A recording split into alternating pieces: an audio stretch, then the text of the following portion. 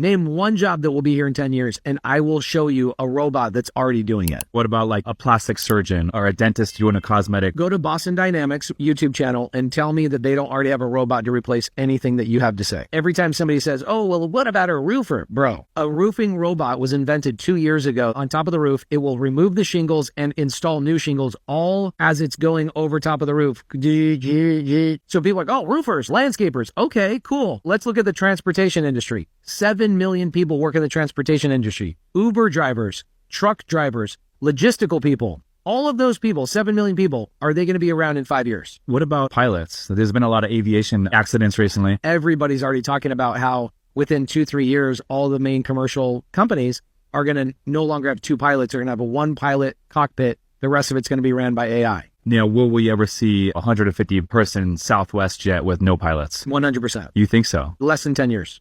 Shalom, shalom, everybody. Hope all is well with you and yours. What a wonderful day it is again to be with you. All praise to the Most High. There's a lot to be grateful for. There's a lot going on. And of course, we're here to keep eyes on all of that. So again, all praises to Him. Today, we want to pay attention to what's going on in the world, particularly as it relates to AI. If you haven't realized by now, AI is taking over, literally taking over this world system. This system has become so reliant upon AI that it's starting to affect the whole thing, the whole enchilada. In the book of Proverbs, in the 8th chapter, the 12th verse, it tells us that I, wisdom, dwell with prudence and find out knowledge of witty inventions. What we are witnessing is a trend, and it's not going in the right direction. But this is what the ancient prophets spoke about and wrote about, heard from the Most High, wrote it down on the tablets, wrote it down on the scrolls that was to be given to us. I just released a report finding that AI, automation, and robotics could replace nearly 100 million jobs in America over the next decade, including 40% of registered nurses, 47% of truck drivers, 64% of accountants, 65% of teaching assistants, and 89% of fast food workers, among many other occupations. And as bad as that may seem, I'm afraid it could be an underestimate. In June, the CEO of Ford, Jim Farley, predicted that AI could eliminate, quote, literally half of all white-collar jobs in the U.S., end quote, within the next decade. That's Jim Farley, Ford. Elon Musk said this year that as a result of AI and robotics, quote, probably none of us will have a job. If you want a job, that's kind of like a hobby. You can do a job. But otherwise, AI and robotics will provide any goods and services you want, end of quote. Earlier this year, Bill Gates predicted that humans, quote, won't be needed for most things, end quote, such as manufacturing products, delivering packages, or growing food over the next decade due to AI. So, my friends, here is a rather big question. If Musk and Gates and others are only half right in their predictions, what happens to the tens of millions of Americans who no longer have employment because they can't find jobs that don't exist? In this brave new world, how do these Americans pay for healthcare, food, housing, and the other necessities of life? Work, whether being a janitor or a brain surgeon, is an integral part of being a human being. The vast majority of people want to be productive members of society and contribute to their communities. What happens when that vital aspect of human existence is removed from our lives? The rapid developments in AI will likely have a profoundly dehumanizing impact on all of us. In many ways, it will actually redefine what it means to be human, fundamentally alter our relationships to each other, and the very nature of what we call society. Let the debate begin, and we need your participation. Thank you very much. When man was created, and in fact we were created, we were given dominion. We were given power, authority over the earth, We can see that in Genesis 1, right there in the very first chapter of the Bible, Genesis. We see that mankind was given authority, given dominion over the earth. And we see, based on world history, based on the word, mankind can go too far with using technology. We see that with the Tower of Babel. And they said, let us build us a tower whose top may reach up unto Shamayim. Let us make a name unless we be scattered upon the face of the earth. So there in world history, we see the motive of man, the heart of man, wanting to what? Make a name for themselves, number one. And number two, they were worried that they would be scattered to the face of the earth. This was in the land of Shinar, what we call Sumer or Sumeria. All right.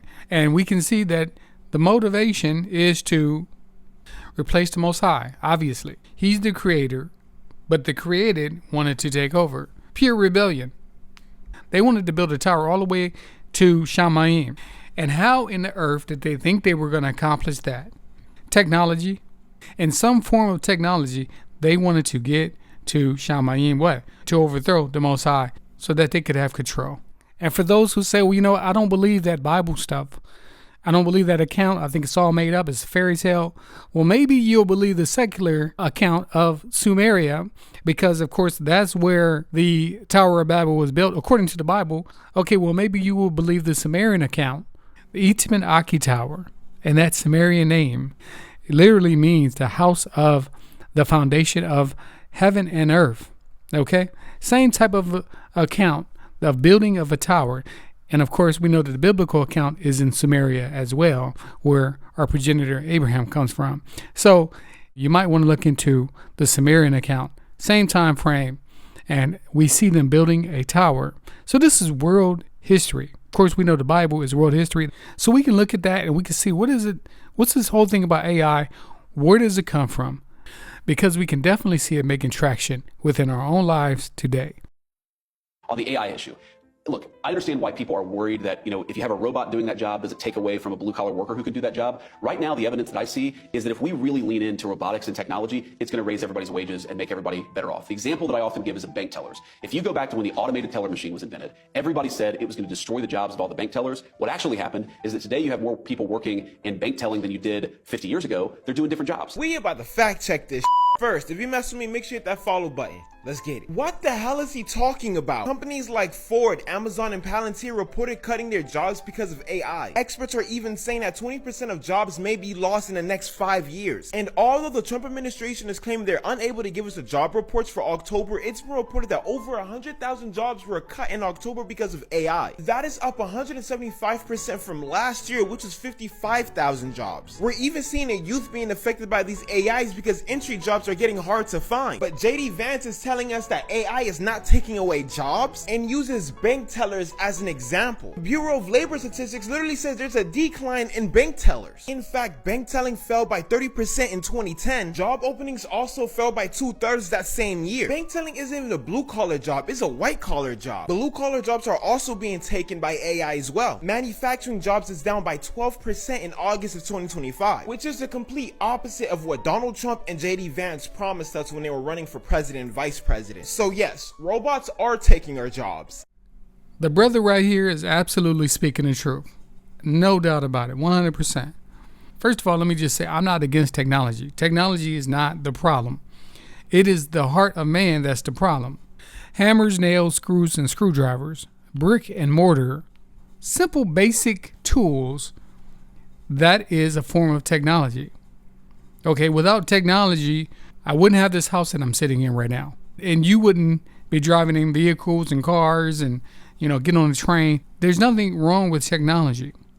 However, when technology is used to control and really to fill the pockets of man, that's when they start getting themselves in the mud.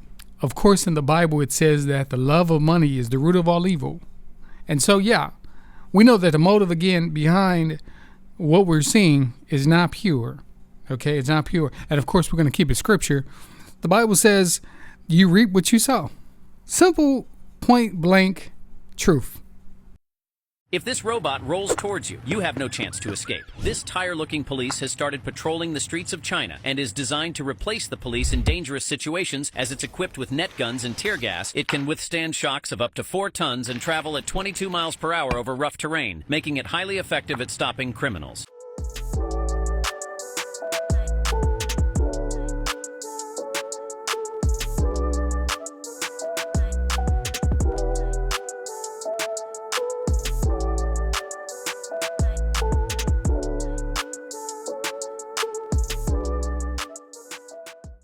When you ultimately give power to AI to enforce laws, to control people in a way that is legal, right? Now you open up a whole nother can of worms.